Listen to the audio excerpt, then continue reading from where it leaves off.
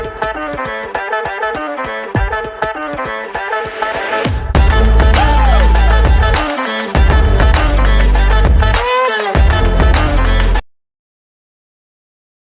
right, good morning, everybody. Welcome to the party. We got a new look and feel here, so just give me a second as I deal with my new arrangement here. The camera's in a slightly different place. I'm not even sure if I like this. We'll have to figure it out. Good morning, everybody. Today is Friday, thank goodness. December 27th, Cousin Pat's birthday.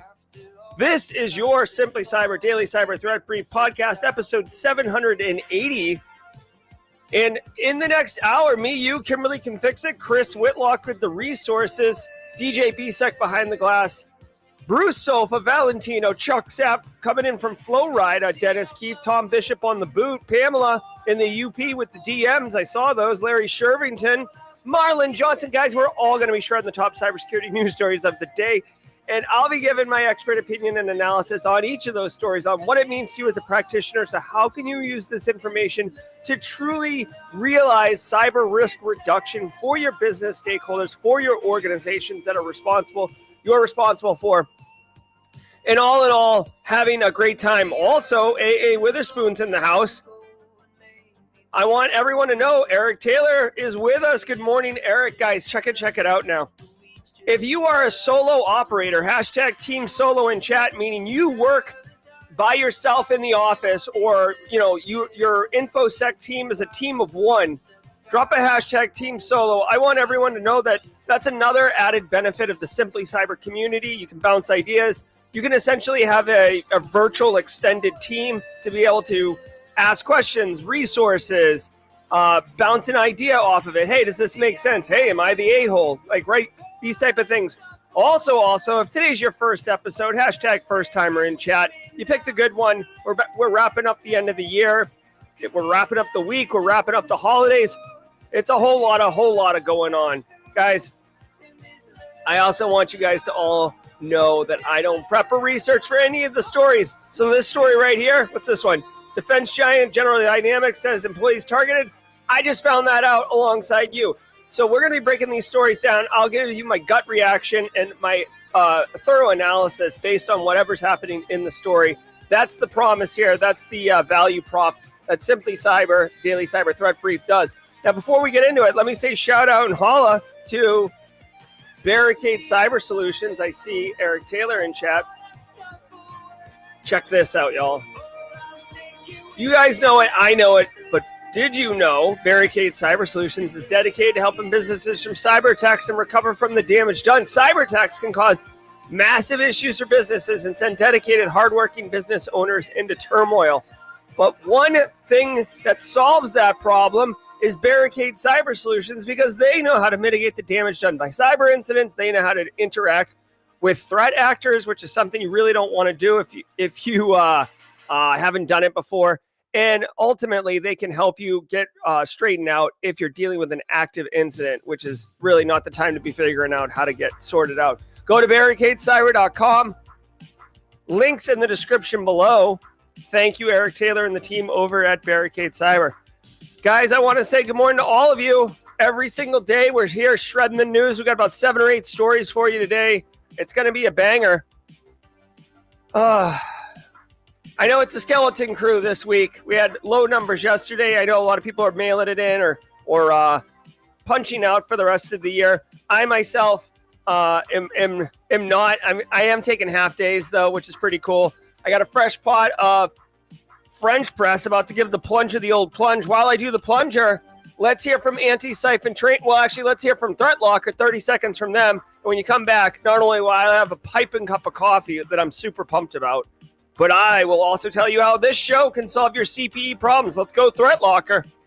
I want to give some love to the Daily Cyber Threat Brief sponsor, Threat Locker. Do zero-day exploits and supply chain attacks keep you up at night? Well, worry no more. You can harden your security with Threat Locker. Worldwide, companies like JetBlue trust Threat Locker to secure their data and keep their business operations flying high. Threat Locker takes a deny-by-default approach to cybersecurity and provides a full audit of every action allowed or blocked for risk management and compliance. Onboarding and operation is fully supported by their US-based Cyber Heroes support team. Get a free 30-day trial and learn more about how ThreatLocker can help prevent ransomware and ensure compliance. All right. Love it, love it, love it. Thank you, ThreatLocker, coming at you. All right. No problem, DJ BSEC. My guess is it's highly likely it's not included in the stories. Guys, every single episode of the Daily Cyber Threat Brief, Jenny Housley's here. But in addition to the Jenny Housley's attendance, we also have a cup of coffee.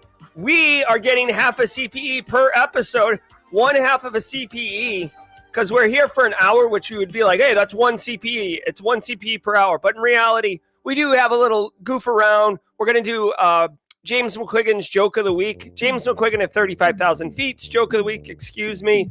We have a gaffe. We talk about coffee and joking and all that. Mark Lester's in the house. Hey, Simply Cyber. Open Job Postings has a new listing. Oh, yeah? Mark Lester is in the Low Country, high-ranking dude over at the ports. So if there's an open job posting in the Simply Cyber Discord server, I would strongly encourage people to go check that out, especially if you like Eastern South Carolina. Not to be confused with Southern Eastern Carolina. Am I right? Am I right? Okay. Nerd. All right, guys, check it out. If today is your first episode, drop a hashtag first timer in chat. You get credit for being here in the CPE. If you're a regular here, drop a hashtag Team SC. Just take a screenshot of it. This chat is right above my head here, and it's intentionally right above my head because you can scrub back through it. You can freeze the stream, take a picture, get your evidence. You don't necessarily need the evidence, but if you're ever audited, wouldn't it be great to have, 60 screenshots with timestamps on all of them and be like, here is my CPEs. Come at me, bro. What? Okay. That's what's going on. All right, let me take a slug of this coffee. Oh, so good. All right, let's hear from Antisyphon, and then we're going to get right into the news. Do you want cutting-edge, high-quality cybersecurity education, regardless of financial position? Check this out. I want to give some love and some praise to Antisyphon Training, powered by Black Hills Information Security. Antisyphon Training is absolutely disrupting the traditional cybersecurity training industry by providing high-quality, cutting-edge education to everyone, regardless of financial position. They bring industry professionals with years and years of experience into the classroom to teach you and anyone else who's interested practical skills that are in demand in the market today. And on top of that, the student experience is amazing as you and hundreds or thousands in some instances of other students are actively engaging, networking, sharing tips, tricks, and experiences with each other all live in the classroom. Go to antisyphontraining.com, check out their course calendar to see what course. All right, thank you so much, Antisyphon, guys. Love it. Let's get to the news. Let's let the cool sounds of the hot news wash over us in an awesome wave. I will see you guys at the mid-roll. From the CISO series, it's Cybersecurity Headlines. These are the cybersecurity headlines for Friday, December 27th, 2024. I'm Steve Prentice. General Dynamics says employees targeted in phishing attack. The aerospace and defense company says threat actors, quote, compromised dozens of employee benefits accounts after a successful phishing campaign targeting its personnel, end quote. The activity was discovered on October 10th and took the form of a fraudulent advertising campaign that directed General Dynamics employees to a phishing site where they were deceived into entering their usernames and passwords. A total of 37 people were affected, and in addition to accessing PII and government ID numbers, in some cases the attackers changed bank account information. Ugh. As quoted in Security Week, in their notification letter, a copy of which was submitted to the Maine Attorney General's office, General Dynamics told the impacted individuals that the threat actors accessed their Fidelity Net benefits accounts via the employee self-service portal using compromised credentials obtained through the phishing website. All right. First off, multi-factor authentication, please. Listen, I don't care if it's your benefits accounts, which is still pretty good to want to protect, but like if it's like your Wegmans login or whatever, like if you can put MFA on it, put MFA on it. Like, let's normalize multi-factor authentication in 2025, okay? Next thing, like, I get it, right? Like, General Dynamics is a massive, massive company. This is breaking news. Like, get the sounder, right? Guys, 37 people were affected by this. Like less than 0.1% of General Dynamics' entire workforce. So again, I hate to poo-poo this coming right out the gate, but like, it sucks, right?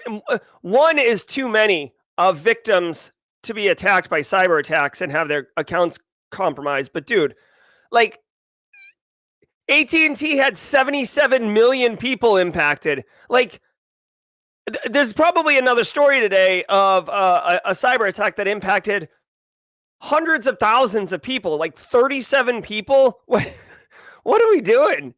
Are these like 37 CEOs or something where we're elevating them into rarefied air here? So anyways, I do want to say shout out to the Maine Attorney General's office. If I could give an award for like unsung hero of 2024, it's the entire Maine Attorney General's office. We find out about so many data breaches because Maine's up there shucking potatoes, eating lobster, and broadcasting data breaches. I love it. I love what's going on up in Maine. Like, I wish the Maine Attorney General's office was like a human so we could interview them on the show and tell them, like, good job. There was real impact here, guys. Here's the deal. A lot of businesses use third parties for services. In this instance, they used a third party to host their benefits, which is fine. Maybe you work at a company where when you're logging in to do your health insurance for the year for next year, or you get a year-end bonus and you're selecting whether you get the pen or the duffel bag gift or whatever that has your company's logo on it. That's hosted on a solution, right? So I'm sure an email came out, said something about benefits, free benefits, extra benefits, change your benefits, whatever. Looked credible. People fell for it, went in, logged in, gave up their creds, didn't use MFA. So, here's a real example of why you would want MFA. And then threat actors got in there and in some instances changed the bank account routing number. So some threat actor went through a lot of work and maybe made, I don't know, a few $1,000s, maybe. Now, of course, if they reuse passwords, then there's a bigger issue here outside of General Dynamics. But guys, it is 2024. Stop reusing passwords. Use MFA. Use a password vault. I like Bitwarden. Choose your own adventure. I don't care what password vault you use as long as it's not stored in the browser. And just get on it. Come on, let's normalize it. Japan Airlines systems are back to normal after cyber attack. The airline announced yesterday, Thursday, that its systems have returned to normal following a cyber attack that delayed some international and domestic flights. But was it more than 37 flights? That's the real question, isn't it, Reuters? The attack occurred at 7:24 a.m. Thursday local time and shut down a router that caused malfunctions and which suspended ticket sales for flights departing on Thursday. Representatives said that no customer data was leaked and no damage was registered. And this event follows on the heels of a brief outage that affected flights for American Airlines on Tuesday evening, Christmas Eve. This particular outage was, quote, issued at the airline's request after it experienced trouble with its flight operating system, FOS. In this case, the airline blamed technology from one of its vendors, end quote. Yep. Blame IT. Okay, so this is interesting. Basically, a Japanese airline experienced a technical glitch. It says after cyber attack, but all right, take care, Eric Taylor. Hey, listen, they say a cyber attack. but there was nothing in here that said anything about a cyber attack. Like it temporarily shut down a router, caused a malfunction, suspending ticket sales. The attack temporarily shut down a router that was causing malfunctions and suspended ticket sales. Like, I hate to be I hate to be this guy, okay? This doesn't sound like a cyber attack. This sounds like a malfunctioning or failed piece of hardware. It sounds like the router failed.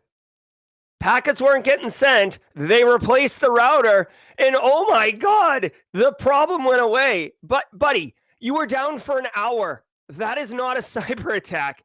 You chill out. Like, who wrote the headline to this story? I will tell you, I worked in the news in college. I worked at a newspaper for a minute. And the story in the headline, usually the editors write the headlines right before they go to print. Maybe with online news, it's not the case. Back in my day, it was paper media. So it had to go out to a printer and get printed and then dropped off in the morning. But anyways, they were down for an hour. Tickets, what's interesting is that they grounded all flights, even though the system that broke was the ticket system that you could sell tickets for the same day flights. Is there a lot of people? Have you ever? I'm curious. Like, let me start a poll in chat. We don't have that many people here, 224. I just want to ask really quickly. Maybe because this is one of those ones where maybe I'm uncultured and don't know. Have you ever bought a same day airplane ticket? I'm just curious. Like, in my world, ever since I've been a kid, you plan a trip.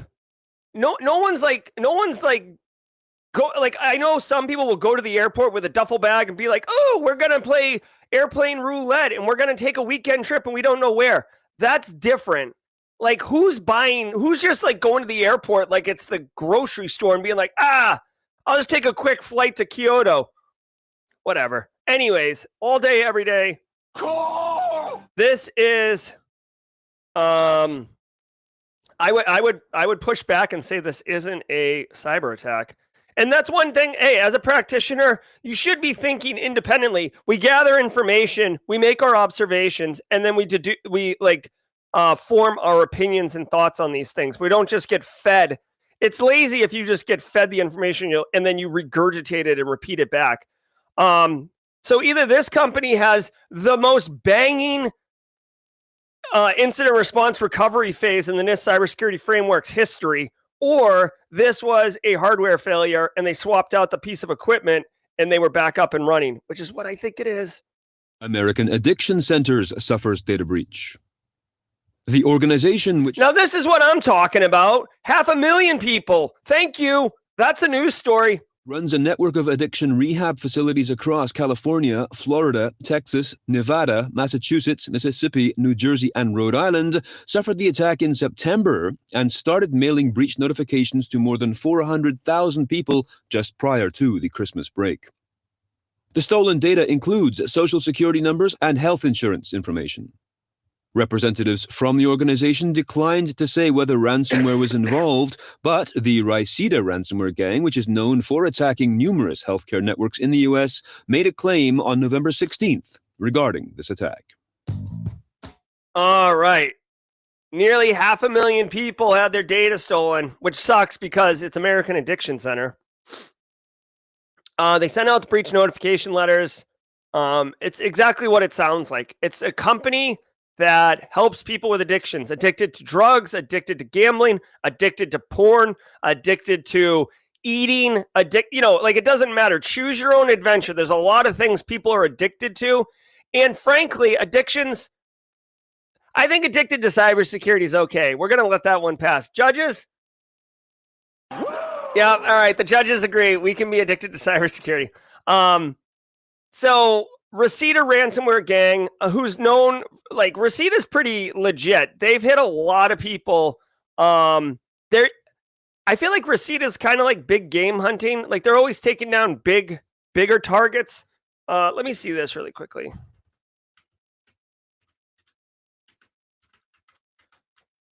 All right. Reseda, yeah, here we go. Sentinel-1's got a write-up on them.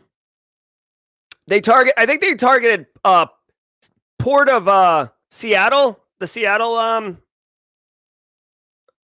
port system. This is not what I wanted. Bunch of IOCs here, though. This is great. So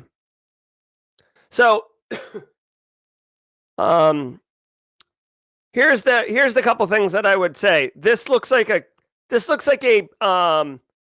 perfect, nicely encapsulated case study on ransomware. Threat actor comes in, gets the data, exfils, notifies the victim that they got the data. Victim organization sends notification letters, notifies law enforcement, hires third-party expert cybersecurity incident response team to come in, like Barricade.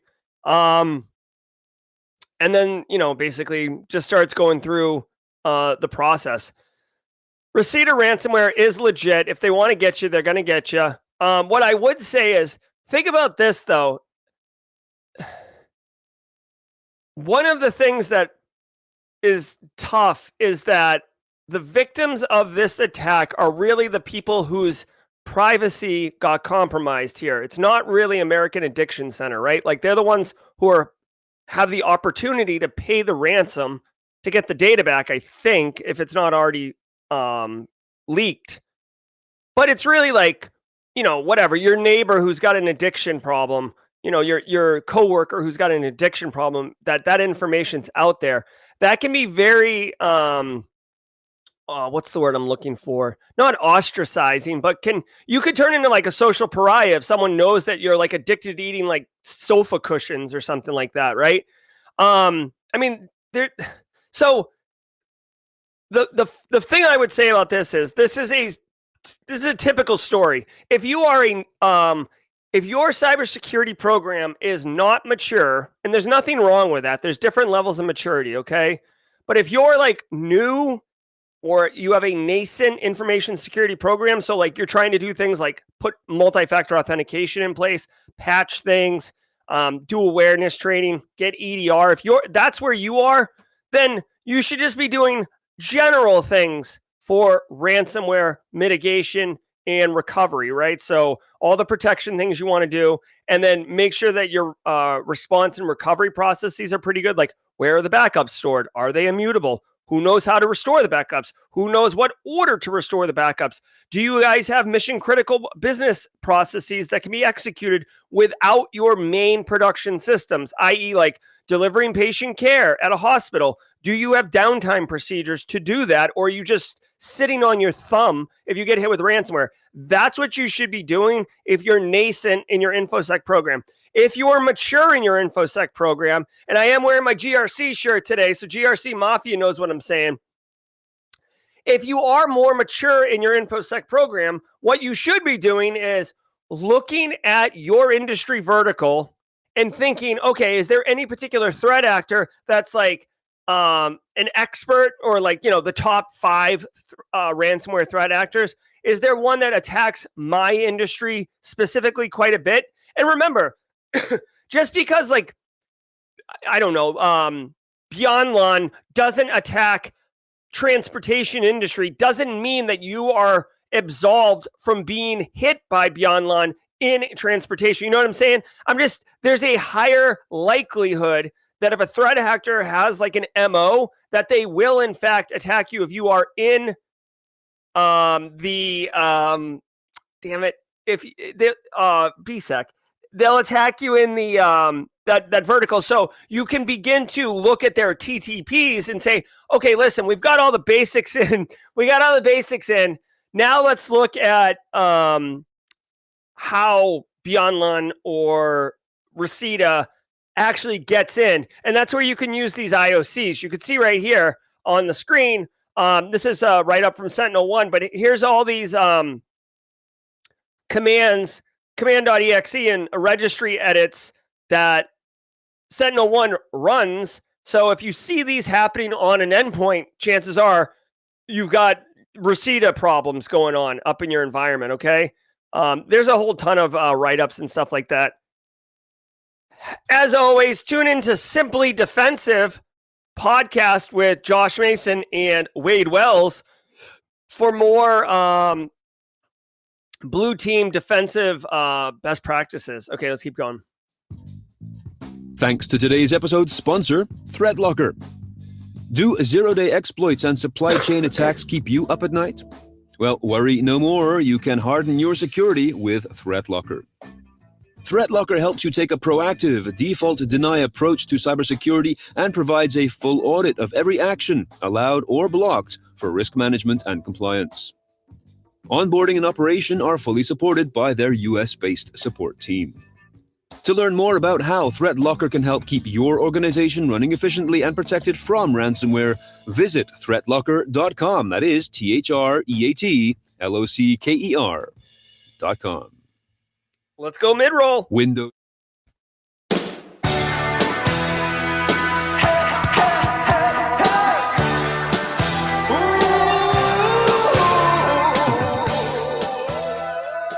All right. Yes, sir.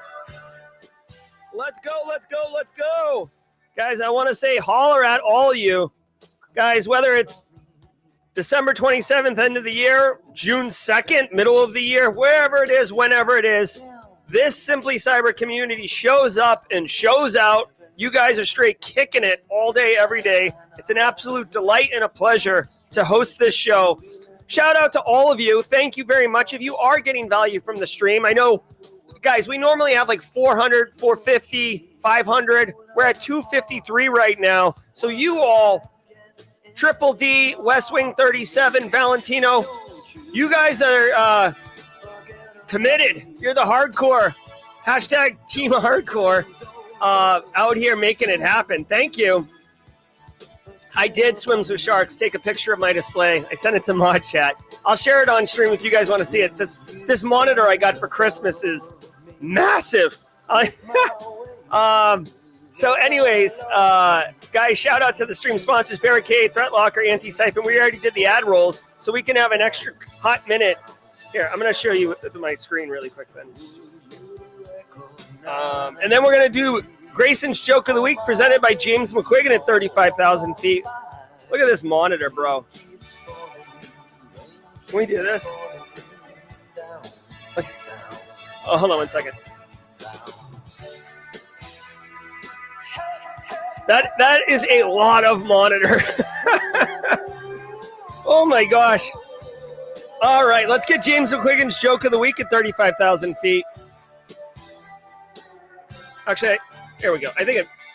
All right, so James says, where can you practice multiplication tables on New Year's Eve? Where can you practice your multiplication tables on New Year's Eve? Obviously at Times Square. All right. Why should you stand on just your left foot during New Year's Eve countdown? Holy crap. Do you guys know that you're supposed to stand on your left foot during the New Year's Eve countdown? You want to make sure that you start the new year on the right foot.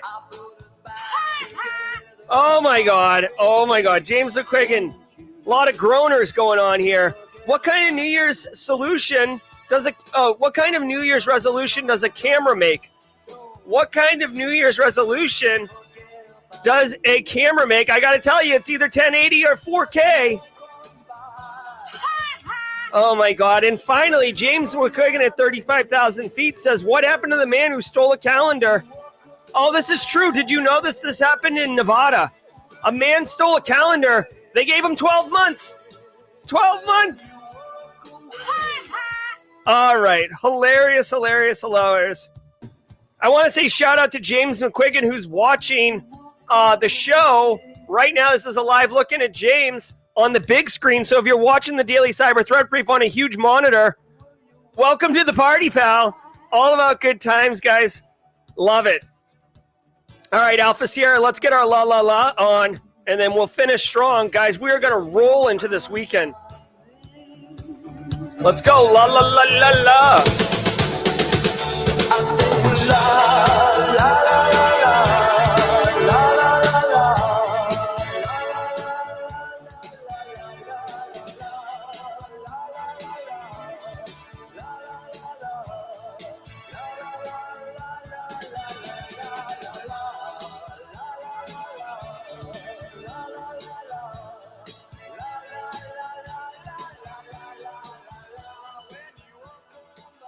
Oh my God. I gotta tell you guys, that song, it just hits differently. Especially I know many of you have experienced this. I have experienced this. You're out in public, you're somewhere, and you walk into like the lobby of the hotel, or you walk into the restaurant, or you walk into the mall, or whatever, and you hear that song playing, and it just sparks a smile on my face, at least. I hope it does for you too. All right, let's keep rolling through the stories and get to the panel jaw-jacking. It is Friday, so stay tuned, because at 9 a.m. Eastern time, I'm going to be joined live on stream by other cyber pros from the community to answer all your questions. Let's go finish strong. Windows 11 installation media bug causes security update failures. A warning from Microsoft yesterday regarding a problem that might occur when using physical media such as CDs or USB flash drives to install Windows 11 version 24H2. Copies of this version of Windows 11 that include security updates released between October 8th and November 12th might cause the operating system to not accept any further security updates. Microsoft is working on a fix, but recommends that people performing Windows 11 24H2 installations use the December 2024 security update, which was released on December 10th, to avoid such problems. Wow. Okay. What a bizarre bug. It doesn't allow security updates to come. So I will say, if you are, and BSEC can correct me if I'm wrong on this one, like back in the day, using media to install Windows was like a thing. But if you work in a business of any size, you're probably there's all sorts of like network-based ways to do it. Microsoft has one now called Autopilot. I think it's called Autopilot, that you can load. There's Pixie booting. Like there's a bunch of different ways to get Windows operating system installed. You don't have Carl like walking over with a CD and plugging it in. Most all right, hold on. It looks like most people do not buy same day plane tickets, right? Okay, so BSEC saying a lot are on USB drives. So the CD drive, like it's hard to even find a CD drive nowadays, but USB flash drives, I guess, common enough. So if you are here is the answer, or the takeaway for this story. If your organization is using USB drives to push Windows operating systems to people, and you're getting an issue, your vulnerability management group is getting an issue where like they basically can't push updates, right? Casually Joseph's banging his head against the table because the endpoints aren't taking patches. It could be this issue. This issue, I suspect, is limited in exposure, right? So it's not like everybody's going to get it. Let's see. The bug does not impact security updates applied via Windows Update or Microsoft Update Catalog. Windows Update is, if that's exactly what I'm thinking of, that's like the built-in operating system push. So getting your security updates will happen. It's just if you're getting the updates, I think, via USB is the problem. There will be a permanent fix ultimately. Yeah, 24H2 has been a problem. I will tell you, if you are having security updates issues with 24H2, and remember, well, let me back this up. If you're having issues with those, know that you're not alone and they are happening. Audio issues are happening for some people. It sucks. Not having audio is a pain. Not having Outlook launch correctly is a pain, but you can live with it. Not having security updates, that's a problem. That's not tenable. You can't have that long term. Windows switched maybe, what was it, like 2 years ago? They used to do like patches like all over the place, hot fixes, patches, all the things. And then they switched to more of like kind of an Apple roll-up solution where they do so it's 2024 and then second half of 2024, right? So there's a 24H1, 24H2, there'll be a 25H1. And these roll-ups make it easier to manage and stuff like that. But unfortunately, there are issues with it. Microsoft operating system is a very complicated, complex piece of software. I've heard rumors I don't know if it's true, but I've heard rumors that there's like dead code in the Microsoft Windows operating system source, like kernel code and stuff like that, where like people just don't know what it does and they just leave it alone because they're not sure if it'll break if they remove it. So they just kind of like leave it there, which is why obviously um, the operating system continues to get larger and larger. Can you imagine how many 3.5-inch floppy disks it would take to load Microsoft operating system now? Yeah. So the TLDR, if you're doing new Windows installs and you're not getting security updates, this might be why. Although I will say this was from October, so 3 months ago, and it sounds like they've got it solved because if the December push happens, you don't see the issue. So this is a little bit of a post-mortem type story. Not, unfortunately, or I guess fortunately, it's not something that you need to worry too much about in the office on Monday, as it seems like it's resolved and it's just making you aware. Again, not my favorite type of news story. I like news stories that require me to like either be informed on something that is bigger picture, like regulations or nation on nation, hot nation on nation action, or something that like, hey, we need to take action on this because it could impact my end users or my environment. This story right here is like, it's all right. Luma InfoStealer takes the year's top spot with a near 400% surge. According to cybersecurity firm ESET in its H2 2024 threat report, the Luma InfoStealer is the one increasingly being sought after by cybercriminals, with a 369% surge in detections in its telemetry in the second half of 2024.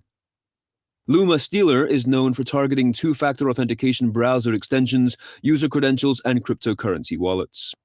ESET's report also highlights Xloader, which is also known as Formbook, a malware as a service in constant demand because it is under constant development. ESET also adds that the InfoStealer as a service, Redline Stealer, having been taken down by international authorities in October, is unlikely to be resurrected, but will simply lead to the expansion of other similar threats. A link to the ESET report is available in the show notes to this episode. All right. I was today years old when I learned that Bratislava is the capital of Slovakia. If you didn't know, now you know. I guess that's where ESET is from. So Luma Stealer, I feel like I haven't looked at Luma Stealer personally. Okay. But I've heard about it quite a bit. It's an info stealer. Info stealer is a category of malware. It gets on your box and it does exactly what it says. It rips all the information it can off. Okay, so Redline Info Stealer is a really popular one that you've heard about. Raccoon Info Stealer is another popular one. I guess Luma was pumping those rookie numbers, a la Matthew McConaughey and Wolf of Wall Street, bumping their chest, going, "These are rookie numbers. We got to pump it up. We got to get that Luma Stealer going. Let's go." And they surged 400%. So I guess if the threat actors at Luma Stealer had Q4 numbers they had to meet, maybe that's why they pushed, and they're gonna win the free trip to Belize. I don't know. The Luma Info Stealer targets two-factor authentication browser extensions, user credentials, and crypto wallets. Now, obviously, crypto wallets, that is a fat area to attack. When these info stealers get on your box, basically they try to dump your passwords from your browser, which is why I strongly encourage people not to save passwords in the browser. Any credentials that you type in, they capture them like a key logging kind of situation. Now, two-factor authentication browser extensions, I'm actually going to claim ignorance here. I'm not familiar with any browser extensions that do 2FA. I'm going to just pull it up right here. Does anyone use this? I never even knew this was a thing. Oh my God. So like this is showing 2FA in, this looks like a mobile app, right? A mobile phone. And instead, like, I don't know, man. Why would you do this? Use your browser to go browse the web. Don't use it for security. I didn't realize this was a thing. Yeah, password managers also do 2FA. Okay, I didn't know about that. I use personally, I use a separate password vault and a separate 2FA app. And unfortunately, I have to use a couple 2FA apps because not all of them play well with each other. Like you got a Windows Authenticator, you got to use for like Windows environments, but mostly I like Authy. If you're interested in a recommendation, I like Authy personally. So if you are using 2FA browser extensions, just be aware, if you get cracked with Luma Stealer or really any of these info stealers, they will likely get you. And get your 2FAs, and then you're screwed, right? So no one wants that. I don't want that. You don't want that. So be mindful of that. Just as a bonus, again, be very careful if you're ever handling malware. But if you're interested in a little bit of additional research, let me show you this. This is Malware Bazaar. So if you could see it right here, Malware Bazaar. If you Google Malware Bazaar or you go to bazaar.abuse.ch, I'm going to browse and type in Luma. Luma doesn't. What is going on here? Oh, tag Luma. There we go. So if you do tag Luma, you could see here. These are all Luma Info Stealer malware samples. This is Luma Stealer malware. Okay. Now, if the only reason I bring it up is because if you're interested in malware analysis, right? This is the top dog as far as info stealers go in our industry in 2024. ESET did the research. Yeah. And again, let me re-emphasize this, okay? I said it, but let me say it again. If you don't know how to handle malware, do not touch this, okay? You will infect yourself. It's like a handgun. If you don't know how to handle a handgun, don't pick one up and start spinning around like that episode of Beverly Hills 90210 when Brian's friend shoots himself. We're not doing that here, okay? What I am saying is if you do know how to handle malware and you're interested in analyzing this specific piece of malware because it is in the news, this is where you can get it, right? What I don't want you to do is go cruising around on the dark web trying to buy Luma Stealer or try to infect yourself somehow on a VM. This is what malware analysis, this is what malware analysts do in order to share malware and do research. You can see there's a bunch of different examples. There's executables, right? These are portable executables, will run on Windows. There's a whole bunch of great course content out there on setting up malware analyst VMs, right? Flare VM is a very good one if you're checking one out. It's like basically like Kali, except it's for the blue side or security operations. Just be careful if you download this stuff, okay? Adobe warns of critical cold fusion bug with proof of concept exploit code. As reported in Bleeping Computer, quote, Adobe has released out-of-band security updates to address a critical cold fusion vulnerability with proof of concept exploit code, end quote. An advisory was released on Monday which stated that the flaw, which has a CVE number, is, quote, caused by a path traversal weakness that impacts Adobe Cold Fusion versions 2023 and 2021 and can enable attackers to read arbitrary files on vulnerable servers, end quote. The company has assigned a Priority 1 severity rating to the flaw because it has, quote, a higher risk of being targeted by exploits in the wild, end quote. The company also urges administrators to install emergency security patches that were released the same day, December 23rd. All right, couple things. One, DJ BSEC ran the EPSS score on this one. It has a 40.3%. And again, I forget exactly what this means, but basically, there's a really good chance that if you have this vulnerability in your environment, that you will get exploited. There is a proof of concept exploit code out. Okay, so here's where we learn a little bit. So first of all, if you run Adobe Cold Fusion, you gotta patch it. You gotta patch it, okay? It's not like, as far as I know, I am in the Adobe ecosystem because I make content and I use Adobe Premiere and I use Photoshop and stuff.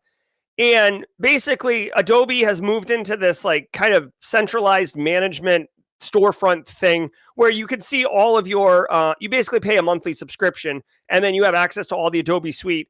And updating it is trivial. You just push the update button. So if anyone in your environment is using Cold Fusion, let them know. If you're using Cold Fusion, fix it, right? Second of all, Cold Fusion, Cold Fusion, I haven't seen since like the late 90s. Cold Fusion, if I'm not mistaken, I did a little research quick, is it's for like quickly making websites that are like CMS websites that have a back-end database connected with it. It basically is a model view controller easy button. Again, I haven't seen it in a while, so I forgot that it even existed. A proof of concept exploit means some security researcher has written code that you can deploy, and it will successfully exploit this bug and either open a calculator or, write something to the screen. A proof of concept means it demonstrates it. It is not weaponized. But the thing is, once a proof of concept exploit is out, it can be trivially weaponized by, instead of popping calculator.exe, it pops receipt of ransomware.exe. You picking up what I'm putting down? Luma info stealer, right? The EPSS is a measure of exploitability. Specifically, EPSS is estimating the probability of observing an exploitation attempt against a vulnerability in the next 30 days. So there's a 40% chance that you will observe this vuln getting exploited in the next month. That is serious. So definitely get that sorted out. Yeah, path traversal weakness, meaning you can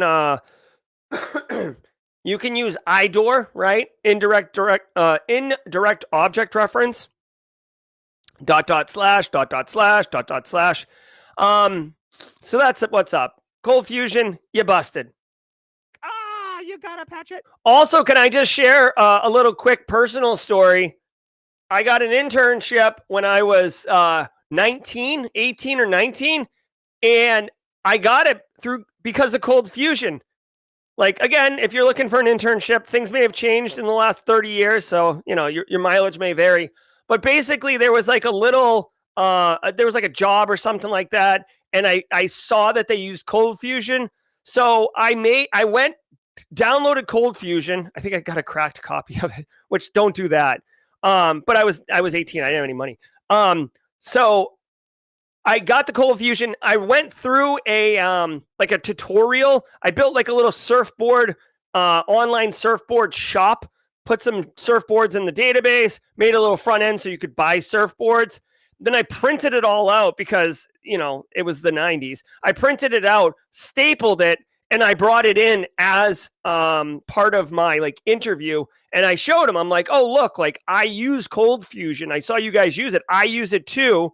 Look, here's an example of some of my work. And I got the job. I ended up working with a guy who was a complete yard sale train wreck. And I only worked with him for a few days, and then he got fired. And then they moved me over to somewhere else. But I did get the internship. TechCrunch lists the most badly handled data breaches of 2024. TechCrunch is out with its annual summary of breaches whose behavior or response could at least be seen as a learning opportunity for others. This year's list includes 23andMe, who blamed their customers for not sufficiently securing their accounts, Change Healthcare, who, quote, took months to confirm hackers stole most of America's health data, end quote, by breaching a basic user account with a lack of multi-factor authentication.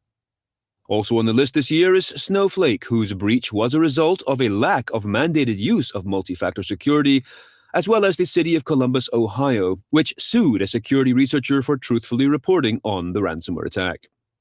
Details on these stories and 4 more, one of which is, of course, Salt Typhoon, are available through the link in the show notes to this episode. Yeah.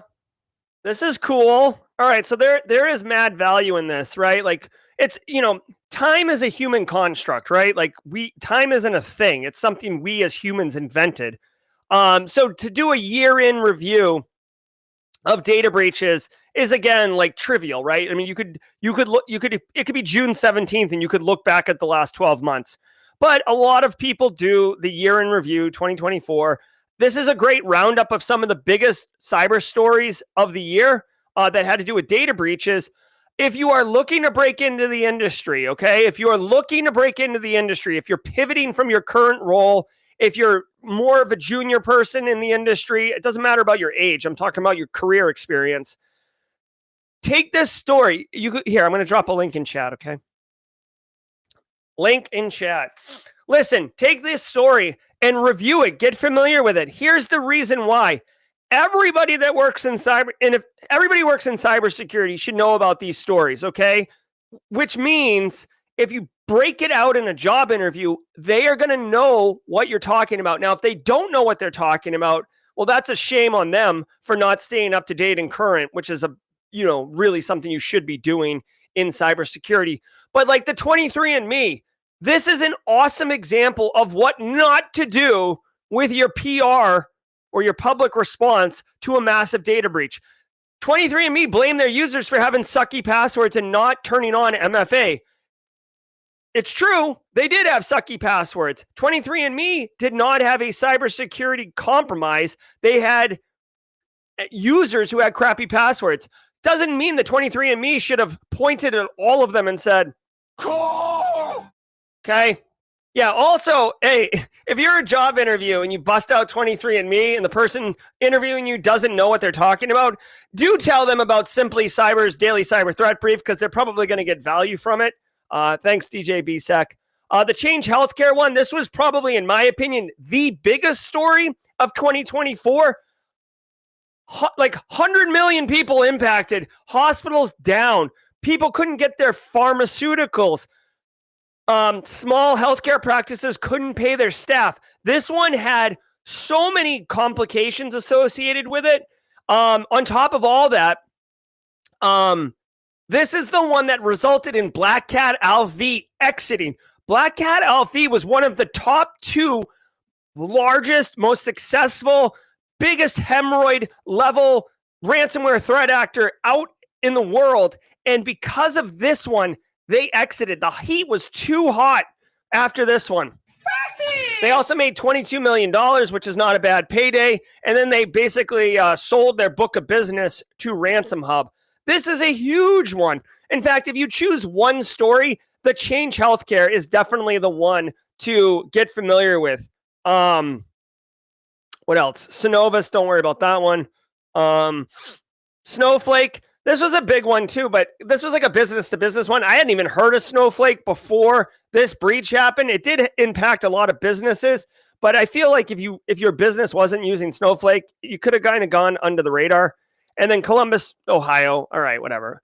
Although I will say Gen Z probably walking around with eggplant emojis because it says Ohio in the story. I don't know what it is about Ohio, but like Ohio is like skittily Riz, Sigma Aura 1000, like Ohio. I don't know why. You tell me, Gen Z. But anyways, Ohio's a big thing.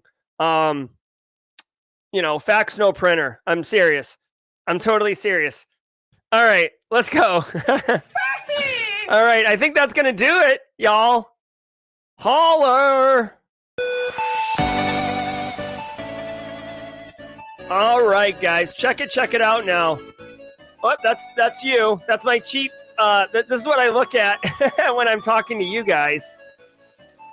Oh my God, guys, thank you so very much. What a wonderful year. We will be back Monday and Tuesday next week to wrap up the year. So don't think that this Friday symbolizes the end of 2024. I take very few days off. We won't have a show next Wednesday, but we'll be here Monday and Tuesday, putting in the work, getting after it. Don't go anywhere, because in just a few minutes, we are going to be pivoting to Jaw Jacking. Jaw Jacking is a 30-minute Ask Me Anything segment where you can ask any of your cybersecurity questions, career questions, anything, and get answers. We always do a panel on Friday. James McQuiggan at 35,000 feet. If you're in the chat, I know you're drinking coffee and watching it on your big TV. If you wanted to jump on, let me know. I'm Jerry from Simply Cyber. You guys are all Sigmas, right? Hold on. Justin Gold, is that the right way to use it? You guys, is that insulting or is that complimentary if I say you guys are all Sigmas? Let me know. I'm Jerry, your chat. Thanks so much, everybody. And until next time, stay secure.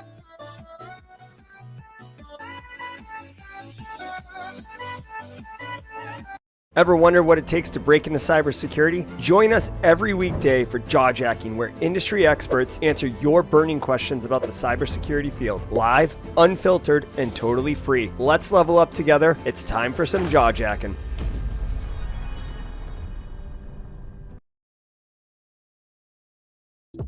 All right, what's up, everybody? Welcome to Jawjacking. I have got confirmation that you all are Sigmas is quite complimentary. So, go on with your bad self. Guys, welcome to Jawjacking. I am your host, Jerry Guy, coming hot off the heels from that nerd, Dr. Gerald Auger, getting all geeked up about MFA and browser-based extensions. What an absolute zero. We have a great show for you. Let me go ahead and bring in our very first panelist. Many of you know him as just Sigma, but I call him DJ BSEC behind the glass. Ladies and gentlemen, coming from the great state of Texas, one DJ BSEC. What's up, BSEC? Let me make sure my mic's working. You hear me? Oh, yeah. You sound good, Bubba. All right. All right. What's cracking? If you want to join, the link is in mod chat. We take panelists as always. Guys, welcome to the party. DJ BSEC, you had another story you wanted to drop, right? As we get started, do you have a link? I'll bring it up on stream. Oh, yeah. I think it's in mod chat. There's a major Palo Alto vulnerability that no one's talking about. Well, it just dropped last night. Like, it's not, even if you can try and go to the CVE. The CVE number has been assigned to it, but there's nothing on it yet. All right.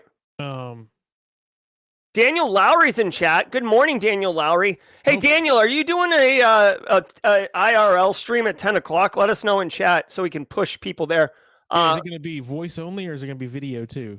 Oh. Did Daniel Lowry have a Carl moment? No. Was it last week? Last week. It was pretty funny. He had issues with his camera. And then Spinnerbait says super low volume. Let us know in chat if we sound good or bad. Super low volume for me or for Jerry? Yeah. Or for both? Definitely appreciate the constructive feedback, but we need details. All right. Are you pulling that up or no? I don't have the link. Oh, okay. I'll put it on here. Hold on. Oh yeah, Daniel Lowry is going. No, that's November 2nd, 2024. What are we doing?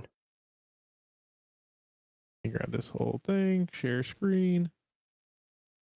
Oh, Daniel Lowry. It looks like he's got it scheduled for Friday, December 27th in the thumbnail, but the title of the stream says November 2nd. So that's a problem. All right, here we go. What are we looking at, DJ BSEC? This is a vulnerability for those that are using DNS security on Palo Alto. Basically, it's a denial of service. Apparently, somebody can get unauthenticated access to the system, and if they do it enough, it basically will reboot the system. Here, I'll put this in chat. So it's a denial of service attack by forcing repeated reboots? You sound, hey, by the way, you sound fine to me. Chat's saying your microphone's low, but like you're underwater. But you sound fine in my ear, so I'm not quite sure. Maybe you could goose the gain a bit. Oh, it's way up. Either that or I could talk less loud. That way up. Let me see. I did reset some stuff, so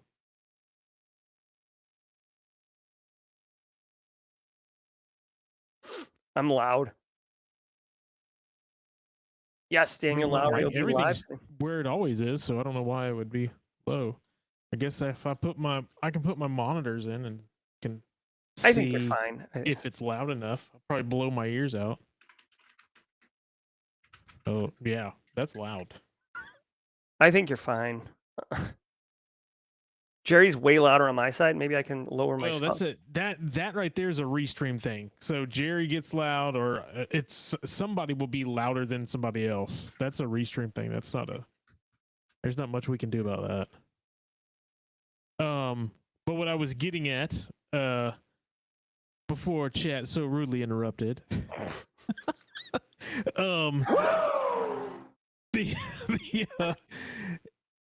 I put the link in chat, but basically this is just an unauthenticated attacker can what is it? An unauthenticated attacker can send malicious packets through the data plane of the firewall, and it makes it reboot itself.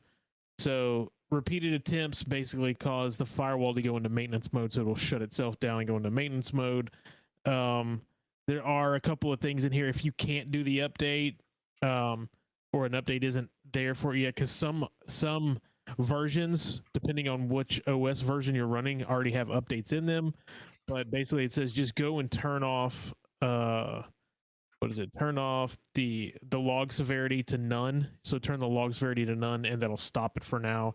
And then once they actually put the patch out, which they started putting patches out last night, and this is how fast Palo Alto works. It happened yesterday, and they started putting the patches out last night. You gotta patch it.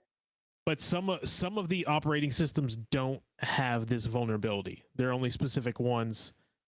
So you can see in their list right here, if you're greater than 11.23, if you're less than 11.23, then you're not affected. If you're equal to 11.23 or greater, then you are not affected. So like this one, if you're running version 10.1.13 or below, you're not affected. But if you are on the 14, there is a hot fix that's been put out, and you need to do that. So a hot fix or a spicy fix? Spicy. What? Hold on. What's the current version right now of Pan OS? I'm actually kind of curious. It depends. It varies depending on what you want. So you can be on 11, you can be on 10, you can be on 9. So like 10.0.0 or let's say 10.1.0 is end of life, but 10.1.10 with hotfix of 8 is not, right? So okay. People run different versions. So a version 10 may be working fine for one company, and another company may be running version 11. So 11 might be the newest one, but here's an interesting key, is that on some of these, they don't affect my version, but they would have affected me if I was all the way up to the highest version. So sometimes some of the times those highest versions are vulnerable, but the lower versions are not. Yeah, because of different things you put in there. That makes me laugh. That makes me think of sometimes there's like major exploits going on, like the Move It Progress Move It software breach, and businesses are not affected because they end up having be so far behind on patch management that they are not running a version that's actually vulnerable. So that's it. That's your PAs. Send them over to your firewall engineers. Send them over to your network engineers if you need it, depending on how your organization is structured. But we've got some more panelists coming on stream right now. Ladies and gentlemen, a very special treat. Many of us know her from all of her hard work and efforts. Kimberly Can Fix It, coming on live on stream. Hello, Kimberly. It's a holiday miracle. Good morning. It is a holiday miracle. All right. It's so funny. It's good to see you, Kimberly. You guys know him as Daniel Lowry, because he doesn't have like we'll have to ask him if he has a cool hacker handle since he does a lot of OffSec stuff. He runs a live stream at 10 a.m. every Friday, and he's been kicking it ever since he went over to Antisyphon like an absolute boss. Ladies and gentlemen, your host on the panel, Daniel Lowry. Hola. How goes it today, gentlemen and lady? It sounds good. You look good. Good morning. How are you, Daniel? Yeah, DJ VSEC was giving me a little hard time about that. And then his microphone totally says, no, I'm not going to go loud for you. I hate your guts. I've noticed that technology really doesn't like us. I've always said that, we're going to fight like Terminator-like machines. They're just going to make us so frustrated we just lay down arms and give up and go, there's obviously no defeating you, machines. I can't get the stupid printer to print. I get the camera to work, and you win. I'm done. I'm out. Yeah, I'm done. Take over. I love it. Daniel, have you ever downloaded malware to do analysis on it? Probably. I have. If I have, it's been a while. I used to visit the malware zoo quite a bit, so I probably just used it for demonstration, not necessarily to do malware analysis. Okay.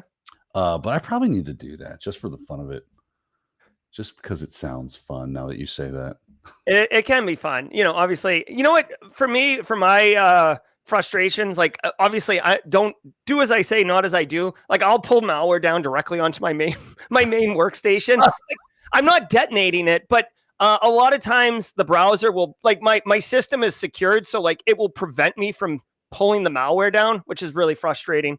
Whatever. So it's all good. All right, let's get these questions cracking. Carrie's got the first one. I know Jerry loves GRC. I have a free class with NIST 2.0. Once I'm done with that, I will go back over GRC. What else can I do to try and get a job? I'm assuming you mean in GRC. Honestly, I think really it's about understanding a framework like the NIST cybersecurity framework, being able to kind of speak to all the different elements.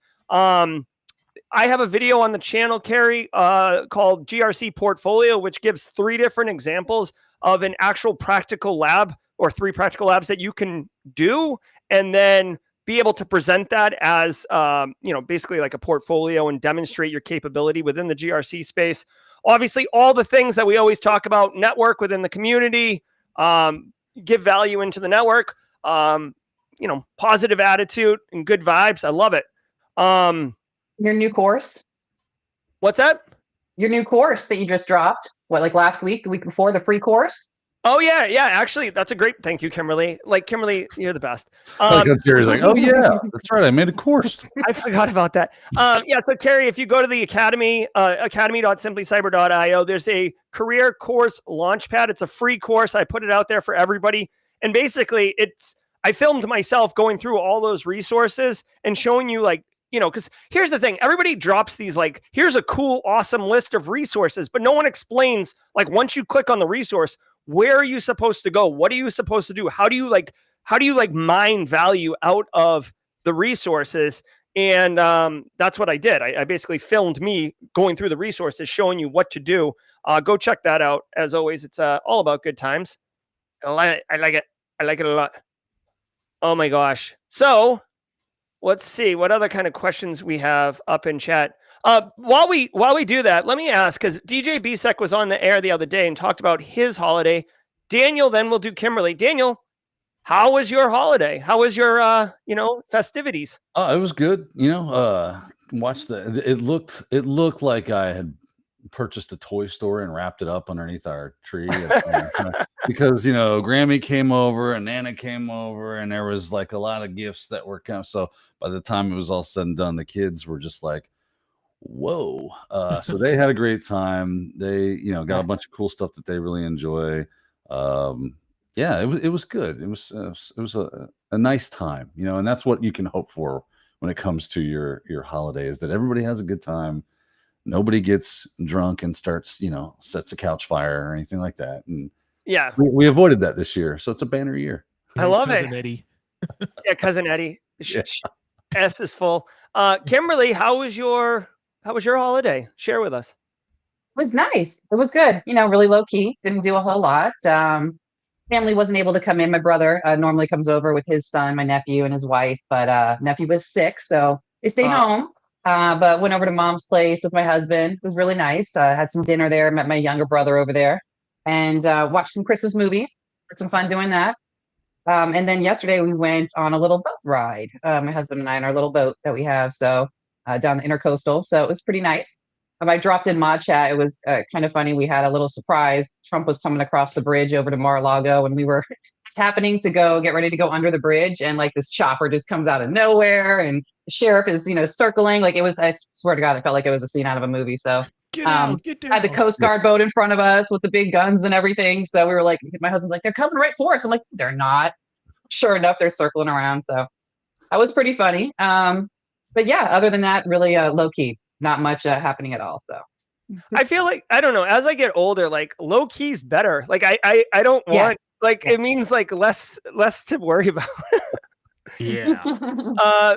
Baby Zaddy gave a super chat here. Building a sock from scratch. Any advice? Well, first of all, thanks for the super chat. We just become best friends. Yep. cool name, Baby Zaddy.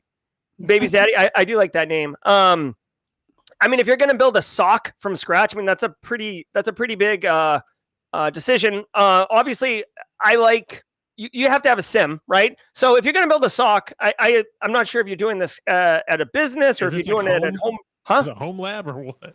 Yeah, I mean, depending on what your budget is and how much time you have and whatever, what I would say is get a SIM. You can use Graylog or Elk, which are both free, Security Onion, which is more than a SIM, but whatever. Configure at least a couple endpoints, pushing telemetry into the SIM. Make sure that you're seeing things, do a couple tests, run Atomic Red Team or something, just to like make sure that you're correctly detecting things. And then begin your journey. Any other, I guess, Daniel, any thoughts around building a SOC from scratch? Yeah, I mean, what's funny is like, yes, obviously, like the SIM is kind of like the nucleus of your SOC, right? This is the main engine of what you're going to want to get good at. So pick one that looks really cool that you think, oh, this is kind of my speed. I get what's going on here. It's funny.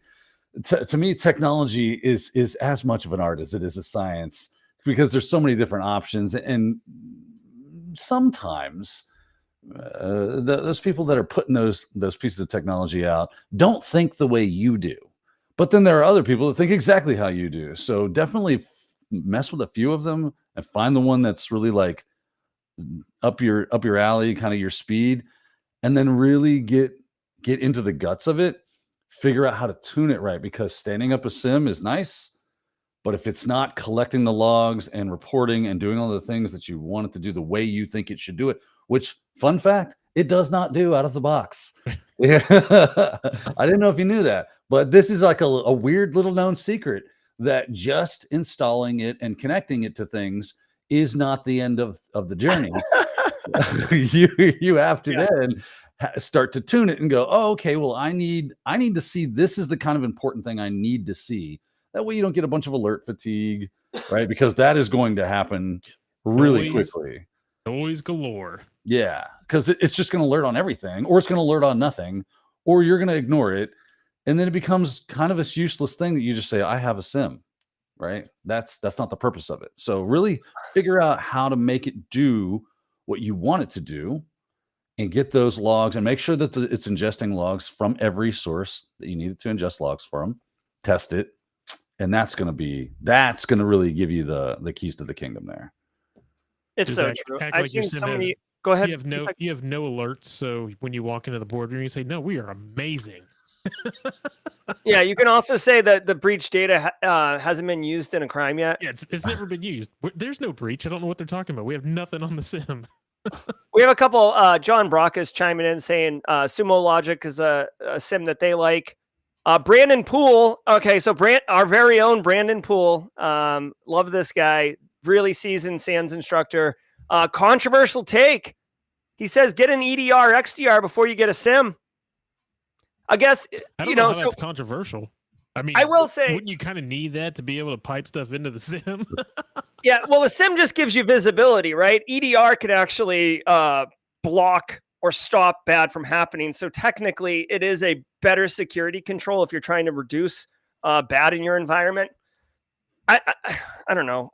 How do you feel about XDR as a thing? I know Neil Bridges loses his mind on it, but are you subscribing to XDR, BSEC?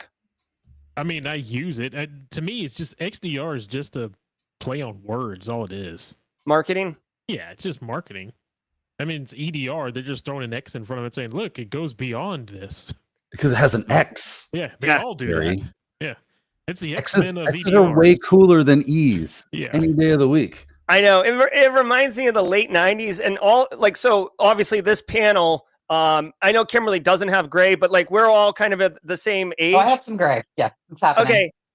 Guys, so if you didn't know, if all you Ohio Sigmas listen, in the late 90s, early 2000s, like marketing, everything was extreme, like X Games, like Mountain Dew to the max. Like everything was like ultra extreme in the late 90s. Do you remember how that was like a fad? You made me think of Harold and Kumar Go to White Castle and the guys that were extreme, right?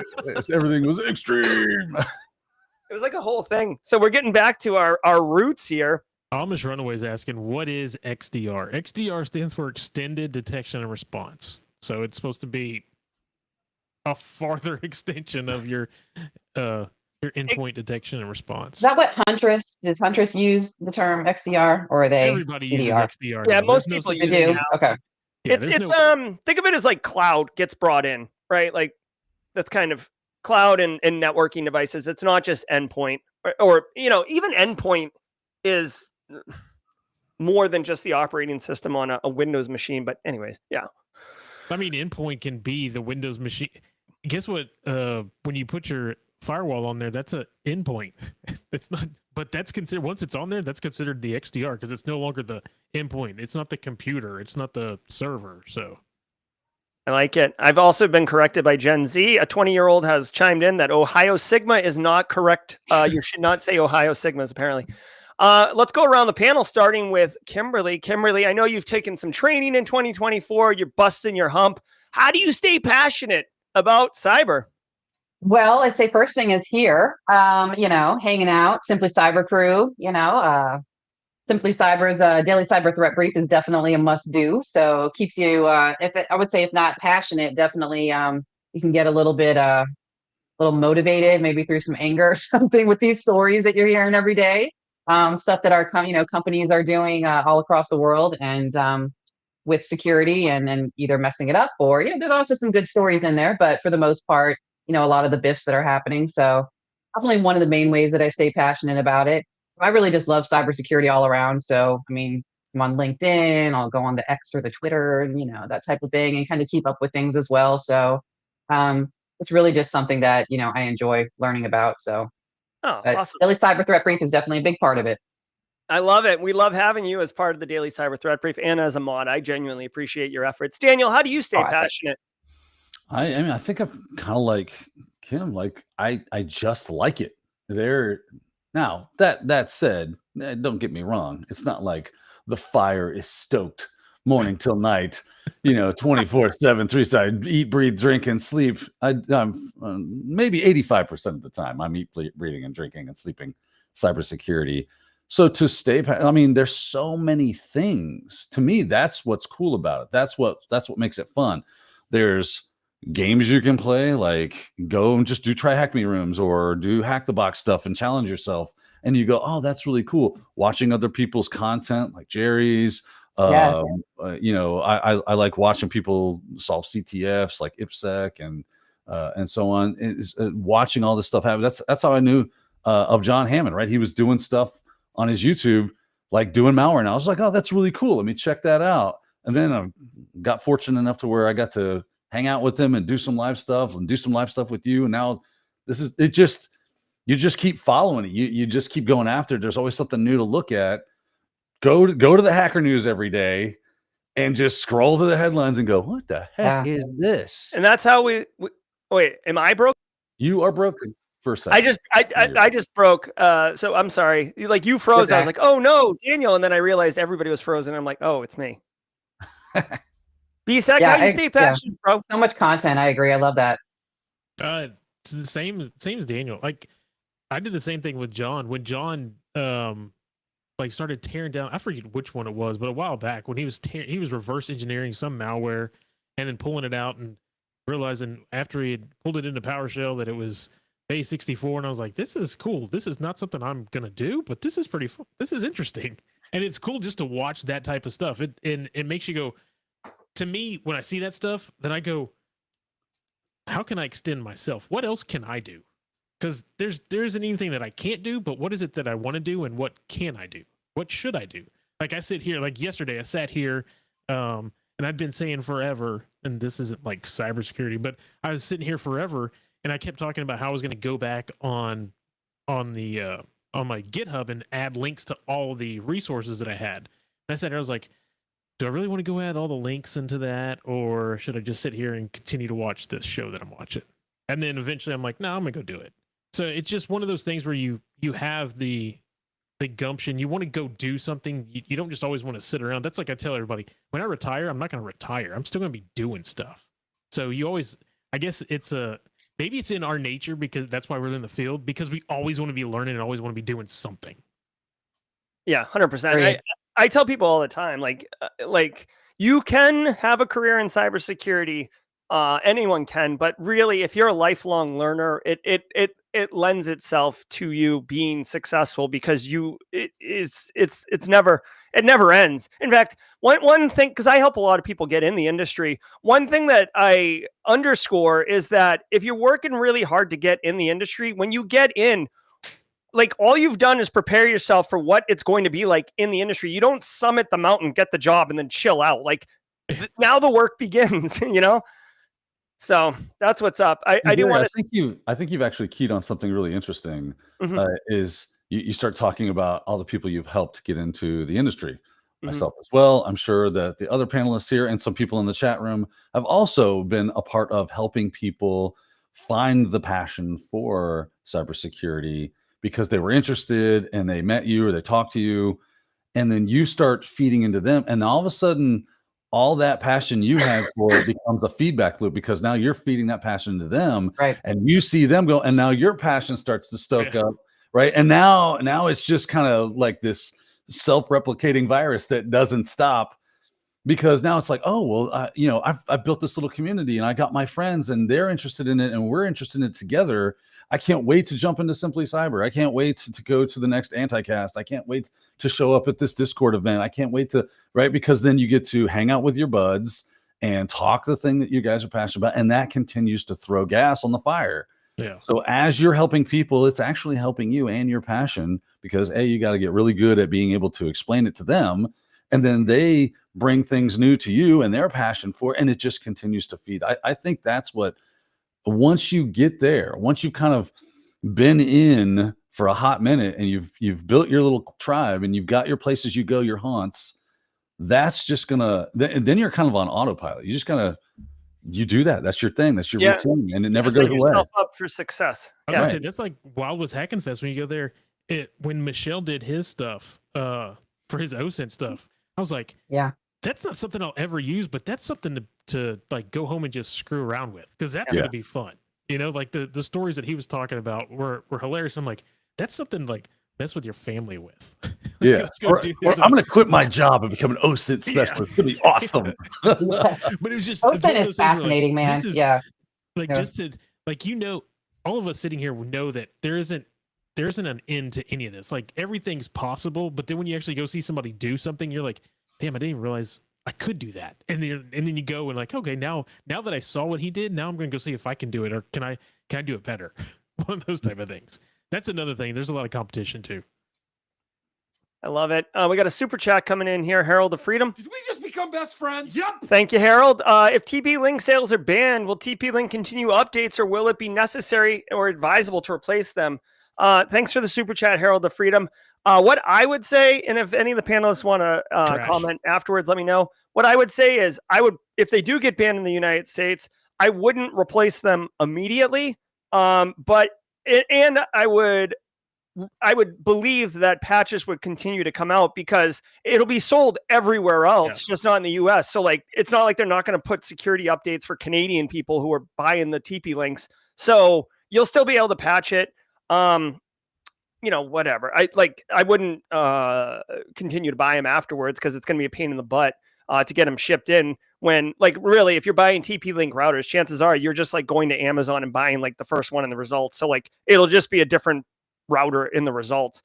You can get one of the, really quick, like, this is completely unrelated to anything, but like the Nighthawk router that has like 9 antennas. What are we doing? Like, is it more power? Like, it's extreme. It's extreme. Like, calm down with your antennas, bro. Like, what are we doing? We have like 50 antennas, right? For multiple in, multiple out. Listen, if my Wi-Fi router doesn't drink 2 liters of Mountain Dew every day, I just don't want it. It's useless. Yeah, it's Hey, code if you have red. a TP link, there you go. Pour some Mountain Dew on it. See if it'll help speed it up. It runs on Mountain Dew. That's so funny. I love I it. would, if I had TP Link right now with everything that's going on with it and everything you're hearing, TP Link, I would just go. I'd replace it. That's me. I would replace it, or me being me, what I would do is probably get a different router or modem and put that behind it, and then run Wireshark on the connection between the two to see what's going in and out of it. Yeah. Honestly, I think that would be like a fun video, like lab, like basically a video for to show people how to like span port or like capture traffic on your home network. Like a tap or a port mirroring. Yeah, like I think like a simple like here's how you do it on your home network, because then everyone has a home network, or most people, and you could do it, and then you could look at Wireshark. Maybe even, I don't know if there's like some type of controlled binary that like it's like fake C2 traffic. Like, I mean, I guess you could stand up your own C2, but that's like more complicated. But anyways, to see the beaconing out, that would be really interesting. Someone should do that. You need to do it now. Like, you need to do it and it'd be on the internet, because if it was never on the internet, it was behind everything, and you were just using a TP link as just an access point, not necessarily connected, you may be there may not be an issue. If you actually have okay, there's a little difference here. If you have a TP link and you just have it on your home network and it's literally just there to do AP stuff and it's not necessarily connected directly to the internet, you're probably fine. If it's connected directly to the internet, then you might have an issue. That's what I would say. Because if it's behind your gateway and then behind a firewall or something like that, you're probably fine. But if it's like directly connected with pass through to it, and it's the connection to the internet, which we could probably pull up Shodan and see. But if it's on there, then you might have a bigger issue, is what I would say. And then at that point, that's when you would take it, put it on its own VLAN, segment that bad boy out, and watch its own traffic. I love it. And if you want, again, there's a tool called Rita that Black Hills has. It's free to download. But it literally only sees like beaconing traffic in logs. It's a cool little tool, very specific, purpose built. But just sharing that with everybody. All right, thanks for the super chat. Let's see. FedEx wants to know, Daniel, did you buy a new computer? I guess, is this like a thing? No, I did not buy a new computer. He's probably referring to the dumpster fire that was last week's live stream. Thank you. Was not the issue. It was funny. Somebody said, so we can blame Zach for this. Here's the story. Zach was like, hey man, are you filming in 720? And I was like, I am filming in 720 because when I first set up my studio, the camera that I had only did 720. So I set OBS, everything up was at 720. Then when I got a new camera, which supports 4K, I never changed any settings because I just didn't think about it. And he's like, yeah, I was editing some of your stuff and I was seeing it was in 720. Can you go to 4K? So I was like, yeah. And then that ended up being a little more of a lift than I thought it was going to be, because the Sony camera, you have to tell it to like basically out HDMI. It doesn't do that. But if you don't just plug in an HDMI cable and then plug it in your computer and it goes, yay, signal. And it goes, no. I had to buy an Elgato stream thing, capture thing. Yeah. And then get that plugged in. And then I changed everything so it was all 4K. And then I started the stream at 4K, which I did, I haven't had a problem. But now it's like the information that's being uploaded was a whole hell of a lot more. So I upgrade my internet stream and all that stuff. So it was just, I went too fast, too far, too soon. And Daniel, upgrade all the things. Close to the sun. It just fell over and died. It is funny though to think like, again, content creation or anything else, like, oh, just do it in 4K, no big deal. It's like that's always the case too. Like, don't ever try to like just do something quick on like a Thursday or a Friday, because it's not going to be quick. And definitely, this is a pro tip for everybody. It took me years to learn this. If someone comes to you, like your boss, and says, hey, can you do this? And you think you can do it in 5 minutes, tell them it'll take a day. Do not say, "Oh yeah, I'll bang this out right now, 5 minutes," because you're about to walk into a quagmire, and it's not going to be good. And I've done it also so many sets a times. precedent of, hey, if I come ask him, it's going to get done in 5 minutes. Yeah, Right. This guy's smart. He knows what he's doing. You set the expectation, Yeah. right? I always say, under promise and over deliver every single time. Every time, right? So to Jerry's point, if your boss, I used to do this. I worked at a hospital once. It was my first like workstation support job. And then we were doing, I'm about to date myself. We were doing Y2K upgrades for the hospital. Okay. That was the job. And they said, hey, we just bought like, 150 new computers for the hospital. We'd really like to get them rolled out.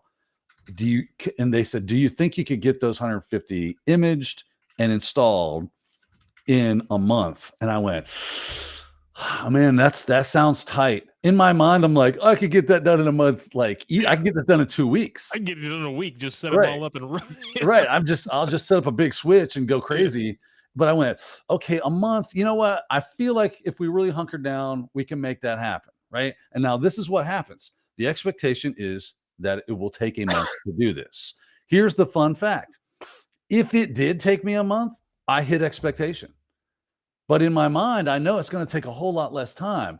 So my job becomes very easy. I don't have a lot of stress on me because I have given myself enough cushion and time to be able to do the job that I said I was going to be able to do. With everything else. And then, right. And then if something does go sideways, I've got that cushion of time that I keep stress off me. And here's what's fun. If I get it done, they're happy with me in that month.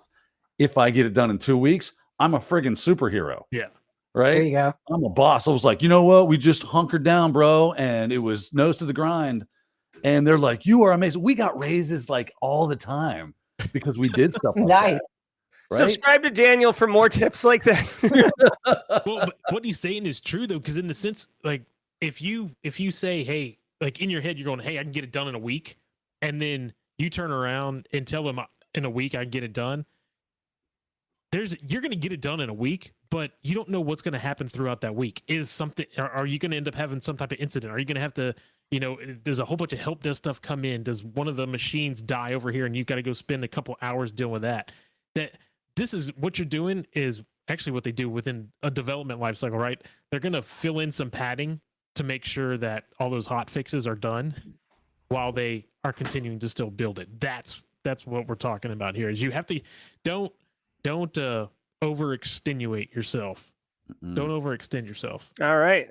Best practices for 2025 as we're coming in. We got a super chat coming in from Larry Air Force. He says, give the current state of the Cowboys and Texans, DJ BSEC. Are you ready for baseball season? And also, hi, Kimberly. What's wrong? There's nothing wrong with the Texans. They're going to playoffs. Have the Cowboys won yet? I don't know. The Cowboys won. I don't know. Is Dak still sitting in the suite? I think he's still sitting in the suite. Here we go. Dak. Dude, I'll tell you what, man. The I had the Patriots at hold on. Is Louis here? Are we gonna get a Louis sighting? Or He just jumped down. oh, all right. Bobby got up, so he's out there to go visit him. I said the Patriots were 3.5, and I was taking the under, and they are not disappointing me. I mean, they are disappointing, but like my under bet. What happens? Ball. What's that? That's the Go Sports Ball. Well, the big problem right now with the Texans is they got like everybody's hurt. I don't know if y'all saw what happened to Tank Dell. I mean, his leg got basically turned around backwards. He got hit. His patella went in the back of his leg. I can't. ACL. It was pretty gnarly. He was kissing the bottom of his foot like, I don't think this is normal. It's like, where did this come from? I can't. I have such a queasy stomach for stuff like that. Like Justin Gold sent me a picture of like a wrestler getting like his back bent the wrong way, and it still haunts my dreams. Let's quickly pivot. Space Tacos. What are you guys looking forward to learning in 2025? Any learning goals, Daniel? Something you got on the radar for 2025? Yeah, I want to get a little bit more into mobile stuff. It's been a too long neglected field for me. It's just how it is. It's like a lot of crap on the plate. Let's not that you can do everything every year, but that, and I want to get a little more back into, I really enjoy hardware hacking and IoT stuff. So I'll play around with that a little bit more this year as well. I love it. I love Very it. Kimberly, cool. what do you got? What do you got lined up for 25? Yeah, for sure. I was going to ask you really quick. Are you a Hack 5 or Hack 5 fan? With all the stuff they do with the hardware hacking. I have some Hack 5 stuff. I got a couple of land turtles. I think I got with the Shark Jack running around here somewhere. Okay. Cool. OMG cable, that kind of stuff. They make some really cool stuff. I have found that to be an odd gift for people, because unless you're really doing red team things where you would need that stuff physical, where you're actually in a building planting things. Right. Yeah. I like that you can buy that stuff off the shelf, but I would also much rather build things. So Raspberry Picos and ESP32 boards, and seeing what you can do and build with that kind of stuff is a lot of fun. And then just popping open, there we go.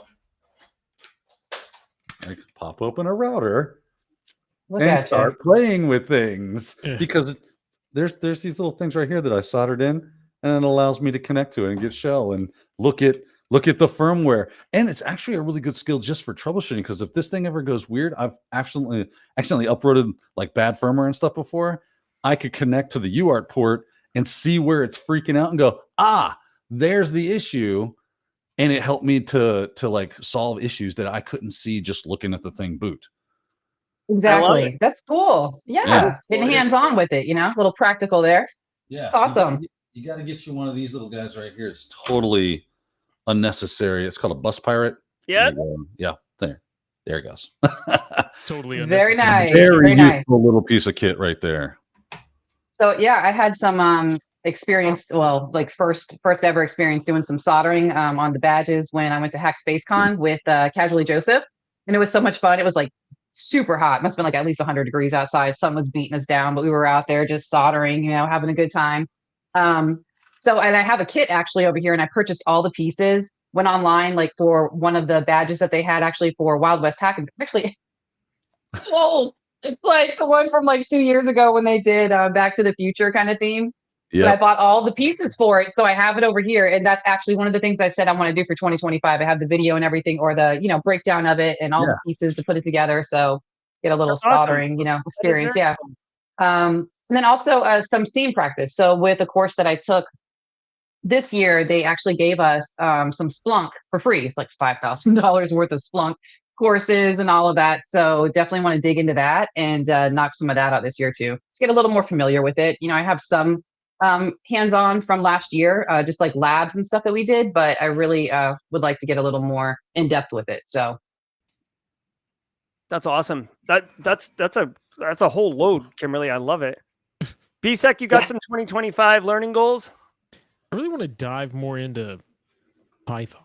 I always talk about doing more Python, and I really want to dive into that. I was actually sitting here yesterday trying to figure out what I want to like, what projects I could do. And I was actually looking at the GitHub stuff. I was like, oh, I forgot I put this on here. There's some, easy Python projects. Maybe I should go do all those. I'll stream Python projects or something. I don't know. I've got a lot of ideas running through my head right now. I love it. Yeah. So Python, good content. Always thinking about that. Oh, okay. I see. All right. And then learning goals for me, I haven't actually thought about learning goals. Honestly, I know it's super not what everybody wants to hear, but like, I do run a business now and I suck at it. So that's actually something that I want to be better at. No, you don't. Stop it. I could be better, right? So like, that's something that I would like to learn a little bit more about is, basically how to be a real boy with a real business. So we'll see how that goes. I will tell you, I spent a lot of time in 24 learning about OSINT, and it's just so delicious. Like, it's so fun. So much fun, isn't it? Skills. Yeah. And I will tell you too, like, I did spend a little bit, it's kind of to Daniel's point. Hexordia has some free mobile forensics classes, and I took one of them. They have 4 free ones. I took one of them, and it was really enjoyable. It's kind of fun to kind of tinker around on the mobile forensic side of stuff. So I could see that me doing that is like, as weird as it sounds, like as a relaxing activity, just to kind of chill a little bit. I love it. All right, let's keep going. We've got it's 9:40 right now. Just so everybody knows, this guy right below me, Daniel Lowry, legend, will be streaming at 10 a.m. on his own channel, doing his own AMA type thing, right? Yeah. And if you're enjoying what this guy is saying right now, you can get more of it over on his channel. I'll drop a link in chat, or someone will drop a link in chat, and we'll help go over there and support Daniel as always. And by the way, I love your consistency, Daniel. Just crushing it every Friday.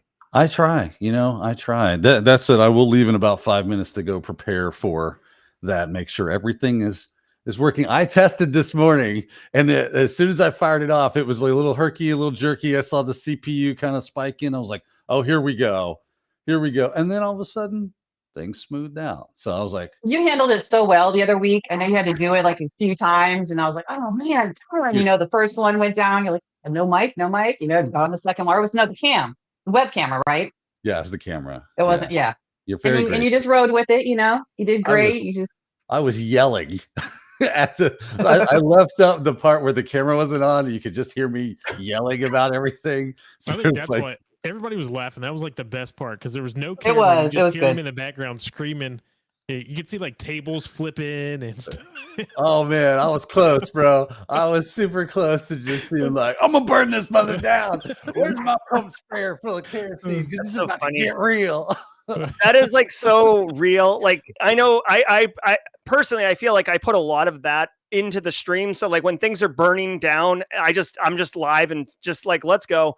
Yeah, that's Skeletor.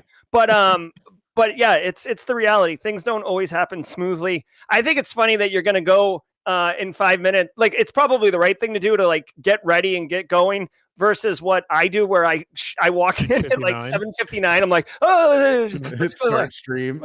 Yeah. Eric and I are on here, and then he walks in the door. Yeah. So it's a hot mess express. I love it. Let's keep going here.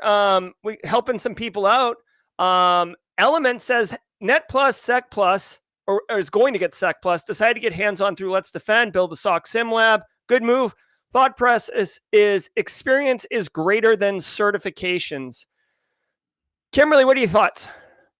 Say yes, 100%. I mean, well, it's all going to depend on where you're applying, right? And that type of thing. If you have to jump through those HR loops and all of that hoops, but from what I'm hearing around the way is that definitely the experience is going to trump most of that. If you have the practical, the hands-on, you can explain it, you can speak to it, you can show that experience.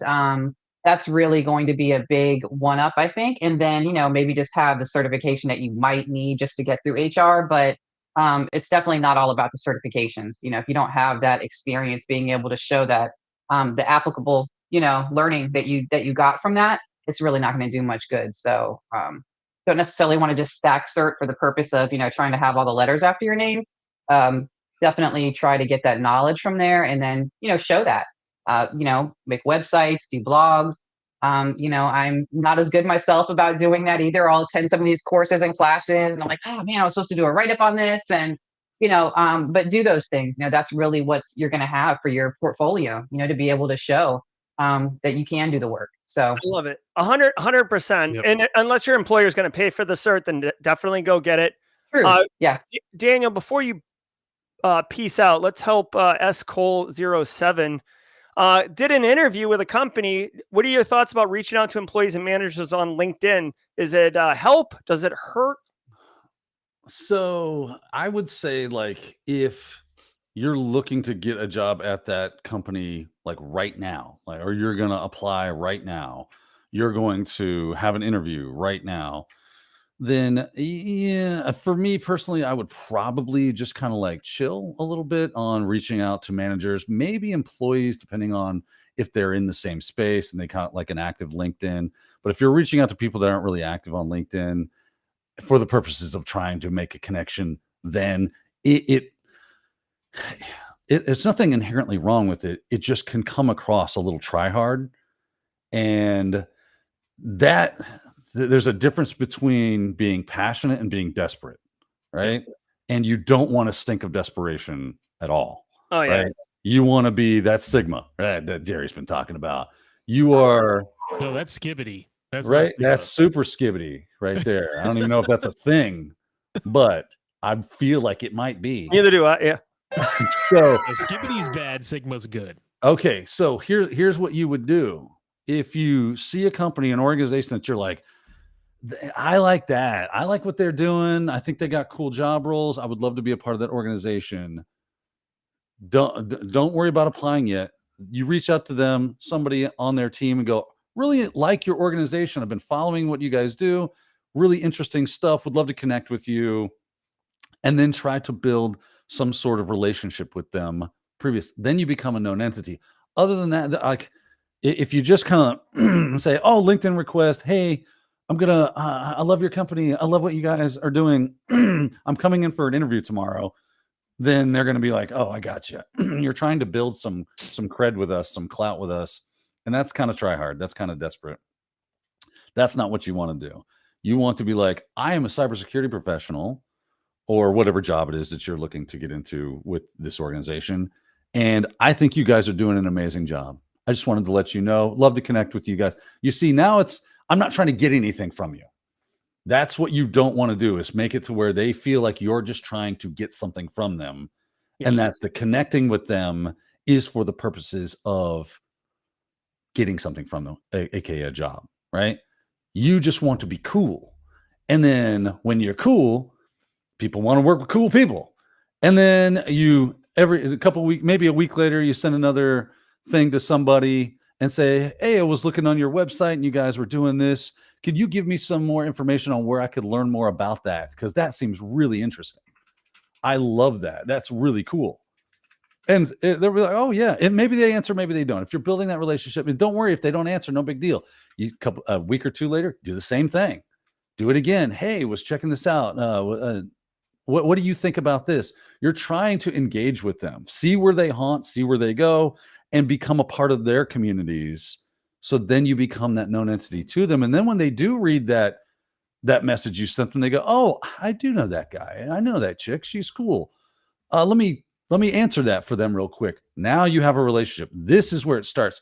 I've said it here recently a lot. You cannot go to LinkedIn and think, I need a job. I'll jump on LinkedIn and my LinkedIn will be on fire. It's going to be amazing. This is a garden you have to tend every day and be a part of that community every day. And then when you need it, it's there.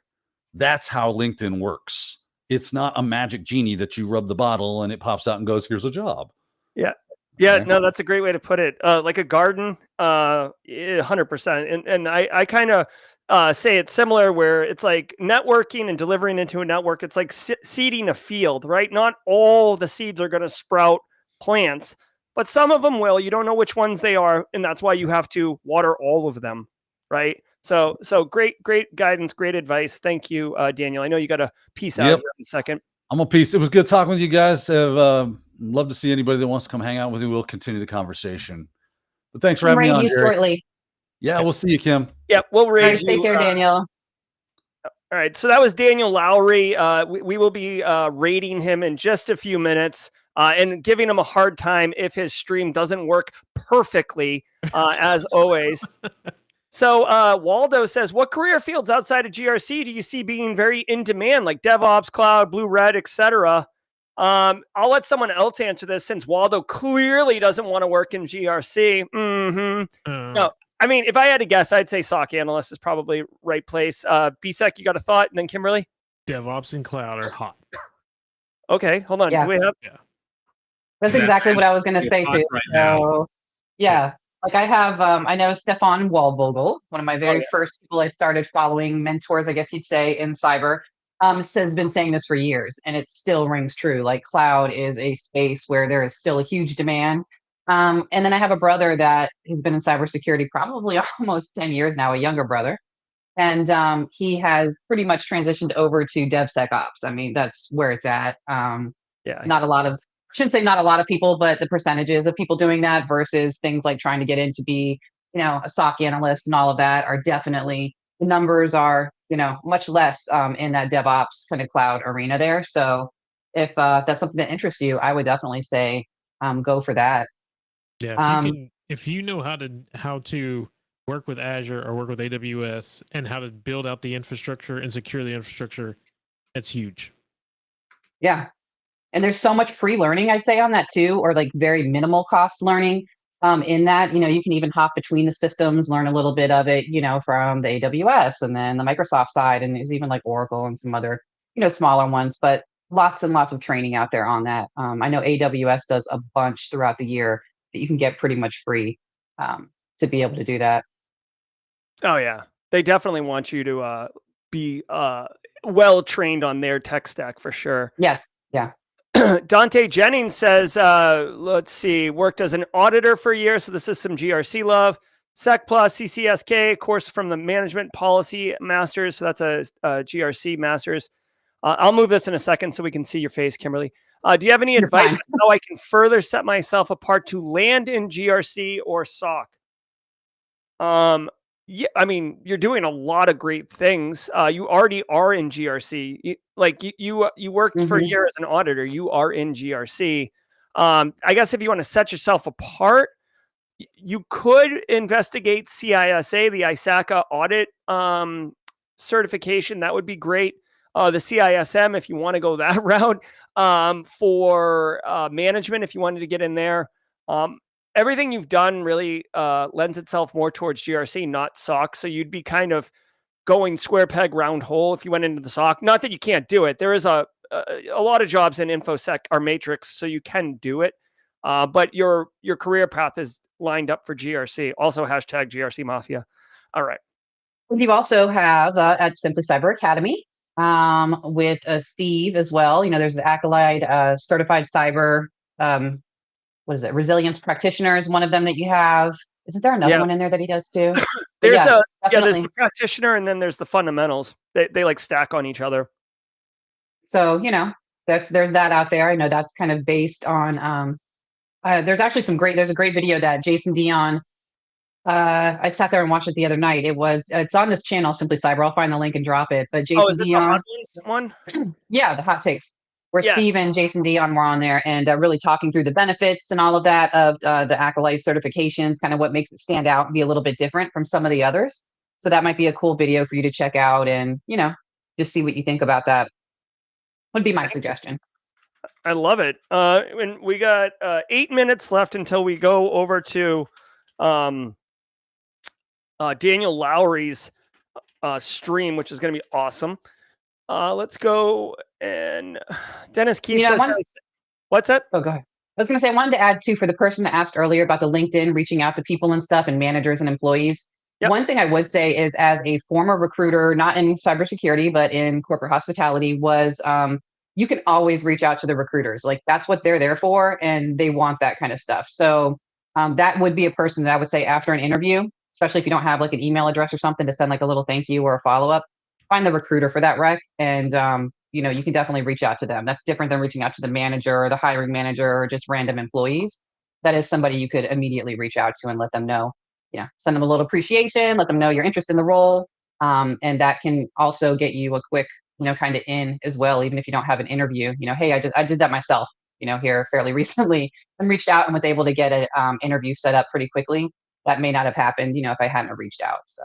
Oh, that's awesome. I'd even go one step further and say that even if you don't get the job, or once it's all said and done with, then reach out. You could reach out to the manager, or reach out to whoever was on LinkedIn, because if it is a company that you want to work for, maybe they didn't hire you this time, but maybe they would hire you next time. And if you actually become part of their group, quote unquote, part of their group by connecting with them, sending stuff out, and you, like Daniel said, if you see that they're active on LinkedIn and they're not just somebody that just created an account and it's there, but they're active, then you can be active with the team members as well, right? And just kind of, you can almost not necessarily poke the bear, but you can kind of send stuff over that way so that they see. So then when something does come up and maybe they reach out to you and be like, hey, you interviewed last time, maybe you should come in for an interview this time because we have another position open.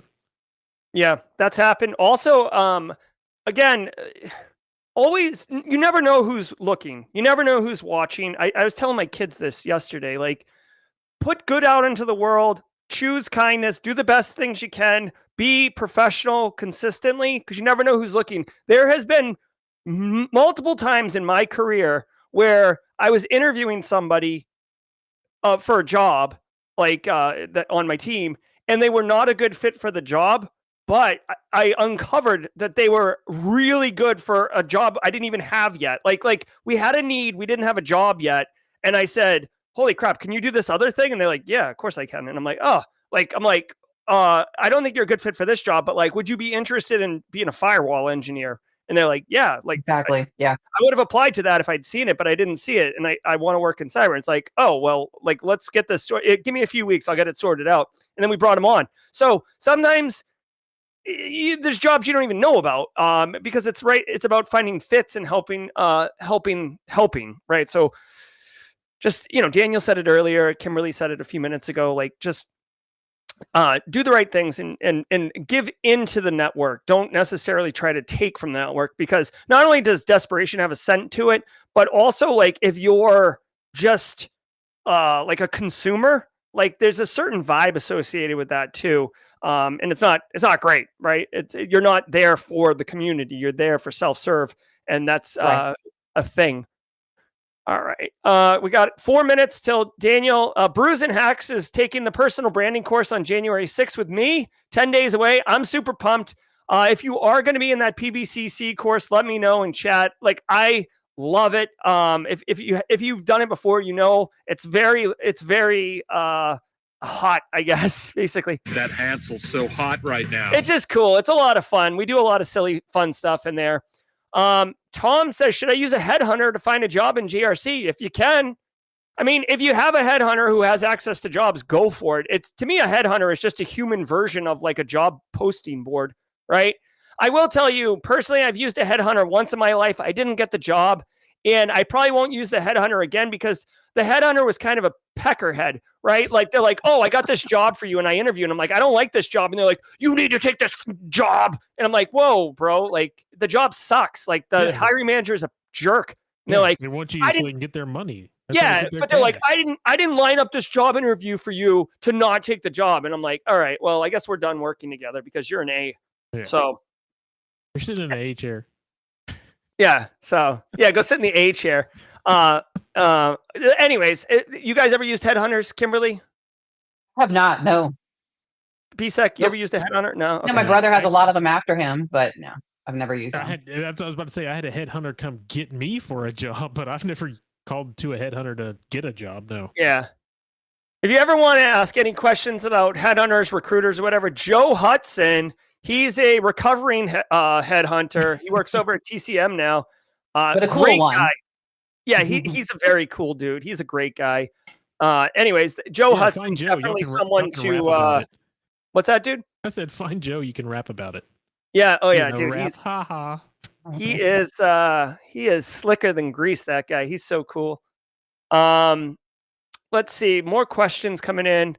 Dennis Keefe says, "Did you ever set up Graylog?" I tell you what, that's on my like vision board for 2025. I want to make a video of setting up Graylog. There is a wonderful blog post on Graylog's website on how to stand up Graylog. I haven't done it yet, though. Unfortunately, I always seem to get busy, and not the good way of getting busy. You know what I mean? On FedEx's channel, our FedEx fellow resident here at Simply Cyber, he has a channel on YouTube, and he just interviews all types of people when he goes to shows. And I'm going to mess up her name. I've dropped it earlier, though. I'll find it and drop it again. Sandra, I think. But she works at Graylog, and she did a video on how to set it all up. So it's in his video as well. I'll find it and drop it. Yeah, it's actually very easy to set it up. It's extremely easy to set up. FedEx, not to be confused with the parcel shipping company, but FedEx, if you got a link, somehow get it to us. Guys, we are 1 minute, 37 seconds away from Daniel Lowry's stream here. Let me go ahead and share it on stream. We'll pull it up. I love this screenshot, guys. This thumbnail is hilarious for Daniel. I love it. Also, I want to point out, Toasty Pop says he went to Buc-ee's 4 times last week. Oh, Buc-ee's! Like, if Not you guys 4 times. Yeah. Some people love it. I actually kind of got into like a low-key fight with somebody in Atlanta recently. They had a Buc-ee's a Christmas sweater on, And I was like, like I hate Buc-ee's. And then another person like over here was like, what do you mean you hate Buc-ee's? And I'm like, I hate how they yell at me. And they're like, you don't know it. Like they were like super pissed. Like they were like passionate. Like I was insulting their religion. Yeah, that's right. You know, my wife and daughter went there for, they told me they went there for over an hour looking for Christmas gifts. Wow. All Wow. right. Maybe I'll give Buc-ee's another shot, but it's so traumatizing. There's two sides. It's almost like, it's like a small Walmart, right? Where you walk into Walmart, you have like the food side and then you have like the clothing side. That's what it is. Yeah, I don't do Walmart. It's not, I can't. It's too much to overload. It is too And much. Buc-ee's has some crazy, like they have, they've got some not off brands, but like brands that are only sold. They're real patriotic brands. Yeah, here we go. Here. This is on Tenor, by the way. This is me at Buc-ee's, like so it's a bit of a hot mess express. Oh my god. Just thinking about it's getting me uncomfortable. All right, looks like we are live with one Daniel Lowry. So his camera is working. we have confirmed. I don't hear. Watching last week. He has audio also, so that's confirmed. Let's go over and raid him if you have time. I do want to say hello. Have a wonderful weekend to all of you. I see KP in chat. KP and DP, always nice. Christina Paulika, the librarians in chat. Space Tacos. Guys, thank you to Kimberly Can Fix It and DJ BSEC behind the glass. Obviously, Daniel Lowry was with us a few minutes ago. Love the panels on Friday. It's just a different flavor of jaw jacking. It's really enjoyable, and it personally gets me started for my weekend. So thank you, Kimberly. Final words. Thanks for having me on. Always a good time. So Merry Christmas, Happy Hanukkah, Happy New Year to everybody out there. I love it. Looking forward to 2025. BSEC, you got something? And I'll see everybody Monday. All right, Monday, back to work. All right, guys, I'm Jerry from Simply Cyber. On behalf of the entire mod team, thank you all so very much. Let's go raid Daniel Lowry. I'll drop a link in chat. Until next time, y'all, stay secure.